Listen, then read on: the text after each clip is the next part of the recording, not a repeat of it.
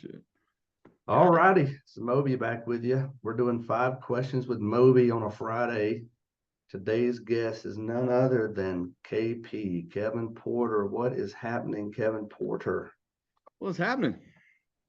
Been trying to get you We're in on the for a while, dojo. man. So we're live in my dojo doing 5 questions with you in your dojo, I like it. Double dojo action. right? Cool, man. So I know you're tired and busy. We've done a lot of stuff traveling around and watching great hitters and all that good stuff. But so for those who do not know, tell us who you are and what you do. That's question number one. All right. So, that's always a fun question for me, kind of where to start, right? So for everybody watching, Vice President Ultimate Long Drive, that's where you're gonna see and know me the best. I do a lot of our product testing and everything here at Shark Attack as well. Everybody's kind of seen me probably hijack the page here and there doing some lives.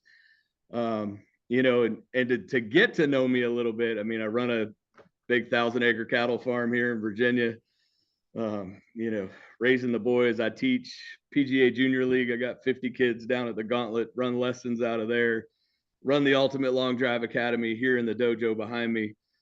All about getting guys faster and better in long drive and in golf in general as well. So that's kind of a basic rundown of the few hats that I wear most of the time. Nice. I always like to ask that question because so many people are defined by one thing in their life, their job, their wife, whatever. And I always like the over encompassing. I think it's awesome when you have people that have tons of things going on and can wear a bunch of hats. I got a bunch of them. My feral hat's probably the favorite though. I like it. I'm a big fan of that one as well. So question number 2 is, how long have you been involved in long drive? And now you're gonna find my age now, right? Right. So I started my first year competing would have been 1999. That was back in the LDA days. Some people would say the heydays. I would almost argue that it's not anymore. um, but yeah, I've been hit in some of the Remax qualifiers and things like that back in the day. Did a little bit on the Pinnacle Long Drive Tour. Starting out, going out there and getting my head bashed in by the Zubaks and Pavlets and Fisters and all those guys back in the day. So that was kind of my initial start to long drive, and then it was a bunch of knee surgeries later after years of trying and that kind of put me on the shelf for a little while. And now being back in the starting out in the amateur long drive stuff, meeting up with Jeff and then taking over the Mid-Atlantic and all that, over the last, how many years has it been now? 4, I guess, something in that neighborhood. I know So it's fine, right? yeah. So yeah, history wise, like I said, started it a long time ago, back in the good old days of bang golf and stuff like that. I was hitting Penley shafts back in the day and the bang heads. I still got a few of those laying around in here. So seen a bunch of different changes in the sport, from going from kind of unlimited length to, following USGA guidelines, which of course brings up a whole nother fun thing that we just started talking about the other day again. Right. Yeah. Elaborate now or later on that. Well, I mean, we could elaborate a little bit on it, right? So we kind of posed the question out there on our long drive page on there, going, talking about USGA guidelines and the fact that our club rule is really just kind of made up. I mean, to be dead honest with you, it's yes, we tried to follow USGA guidelines for a long time, but they're the only ones that are allowed to really CT test, even though there's some other people out there doing it that probably shouldn't be. Right. Um, I mean, we could go by the conforming head list, which we tend to do, but to do that on a world championship level, it'd take us a week to check everybody in, Right. and so, and we know CT, that stuff goes in and out as you hit the club. So, Sure. What are we really doing other than following some old guy golf rules, which to me kind of begs that question of, do we follow that or we go ahead and lay the foundation for long drive and start with a new policy in next season. Right. Yeah, and that doesn't mean, I would say, no policy either, which is a misunderstanding. It's just that we haven't established that just yet officially, Correct. which is good. It all works out. It's gonna be fine. So stay tuned for more on that later. That's a big discussion we'll be having, I'm sure, for the next few months here.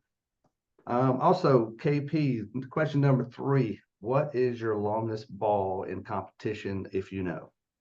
I do know. I'll never forget it. Like most of us probably never would.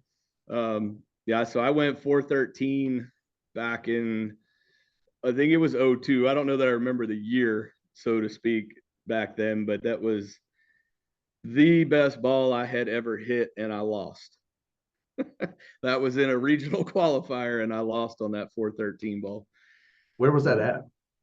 That was it. It is now a landfill in Pennsylvania, so it's just outside of Philly area. Because I went to look that up actually to see if we could go back and have a qualifier there, but it has now turned into a landfill. So, which maybe it becomes Par T later down the road. So who knows? True, true. Good But stuff. yeah, I don't remember the name of the venue. I just kind of Google mapped it because I still had the address in an old LDA folder I found in our file cabinet, and it actually had the address to that regional that year. So I Google mapped that thing, and I was like, oh, look, it's huge. Oh, it's a landfill. All right, so I guess we can't hit there, but Yeah. yeah. So 413 was my longest ever. If you go current, just say over in my ALD, ULD years, it would probably be in that 350 range now in my 40s, somewhere in that neighborhood. Gotcha. Cool, cool. Yeah, we participated in a regional one time up at Greensboro with hurricane force winds, and several guys went home with well over 400 balls. It was just a matter of, were you hitting the draw or hitting the fade, and where was it landing, and where did it end up? Right. So I feel you. Yeah, I think Squatch went home with a 420 or 415 or something up there. But Yeah. interesting. So this is a biased question. What is your current equipment setup? I know that's an expansive question. Yeah. So if we go, what's in the bag with KP right now? So if we Yeah. go, let's just go golf course first, right? Yeah. So golf course, we have a 7.5 Goldilocks on the old Green Reaper. So that's at 44.5 inches, tip 2 inches. And like I said, at 44.5 there. Reaper wedges all the way through the bag now. Yeah. How And sweet are those? oh boy. For anybody watching, and you probably saw the post, when they went up, these things will not disappoint. They are unbelievable. I'll give you a rundown on a shot I hit the other night. 74, 73 stick, front pin. I played it 90 to the middle of the green, spun it back to 2 feet. These wedges will grab like nothing you've ever hit before. So Nice. that's what's kind of in my bag. And then can we tell them we're testing new stuff? Sure, sure.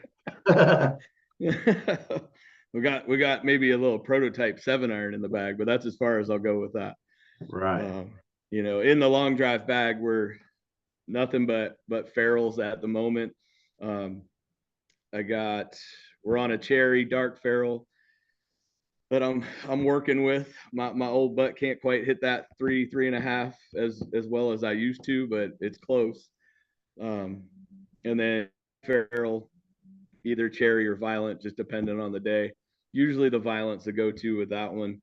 And then for just beating balls dead straight kind of grid finder stuff, I still have the Goldie at 5.5 on the jet.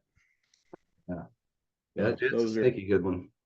Yeah, those are my go-tos. Now, I had the Tokyo in the bag for the longest time, and it still might make a reappearance. It's actually being glued up right now. So Well, the funny thing about the Tokyo is, we go back and forth. You can buy those very reasonable right now on our site, but man, if you can strike the ball, it's a really good hit. It's just if Yeah. you get wild, especially low and inside, it'll break. But man, Yeah. that there's also the thing you can glue it in, you know.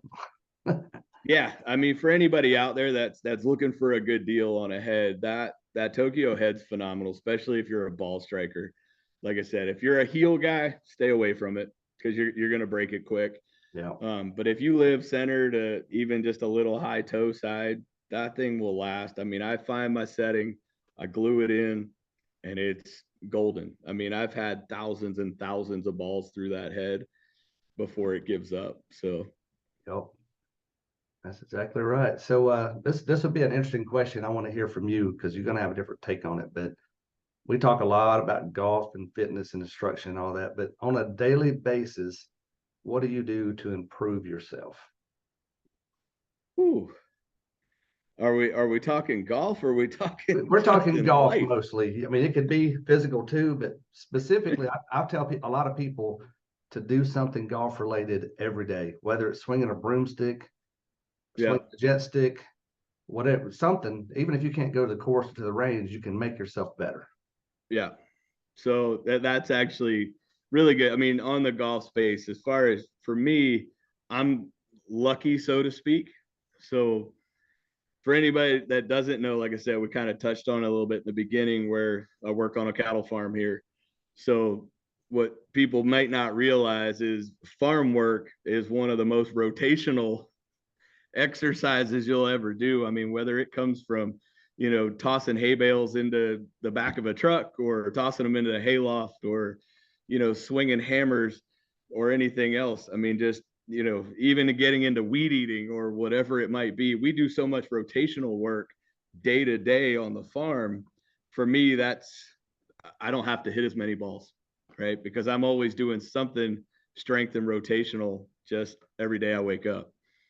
Right. A lot of wax on, wax off for you. Yes. No, and that's part of stage 3 that everybody keeps kind of avoiding with me on the academy stuff is, coming out here tossing hay bales in another month. So Right.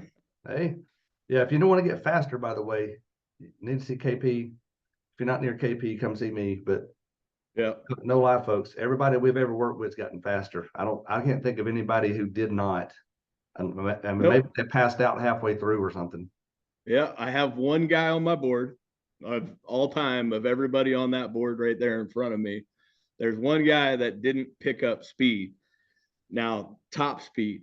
He actually went up in average speed, but that's the only one I would classify for myself that didn't have a speed gain as far as overall top speed. But like I said, what we did do, this was a guy that was in the, mid to upper 80s was kind of his top type thing, but he would have a 79 swing, a 76 swing.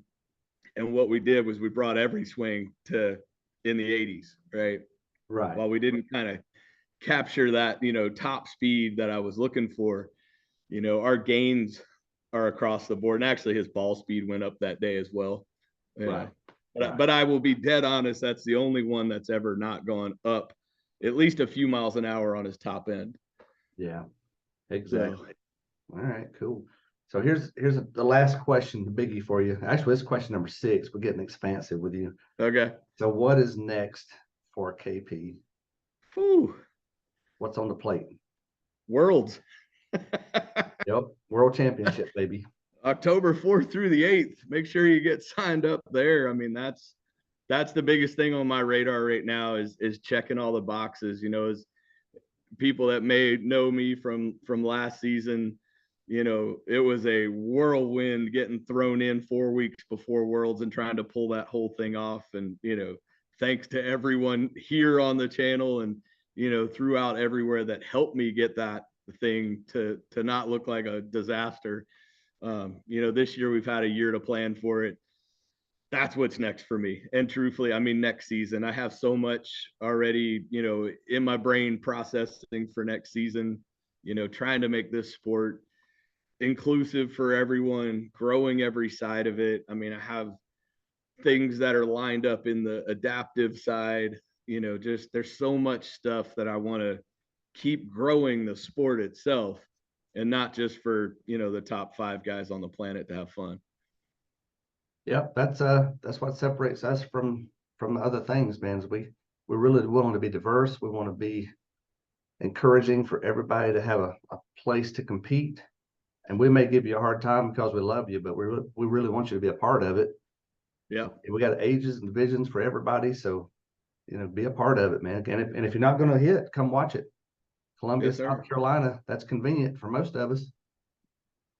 Come out and get your popcorn. Come out and get some popcorn. I like it. Big nuggets. Yeah, big thanks to Tom for letting us come out there. That's going to be awesome. And Yeah. that is what's next. There's no doubt about that. Yeah, no, that's 100% about, like I said, that's what's on my brain. I mean, for me, outside of out of, the long drive space, what's next is for me trying to get healthy, right? My knee is an absolute disaster right now. We got to try and tackle that in the off season here to see if I'm going to wind up doing surgery right after Worlds to try and make a better run at it next year. I still love competing as much as I love trying to run all this stuff. I don't know that itch will ever go away of wanting to compete. So, yeah. Yep. No, we'll pull for you on that, man. I'm sure those decisions will be made shortly once we get the other part behind us, my friend. Yes, sir. Well, thanks for joining us, man. That's been 5 questions with Moby, the KP edition. Watch for this to be posted everywhere. And like and share and subscribe it, man. And if you're not already part of Golf or Long Drive, come get some. Let's do it. Yes, sir. Thanks for having me. All right, brother. See ya.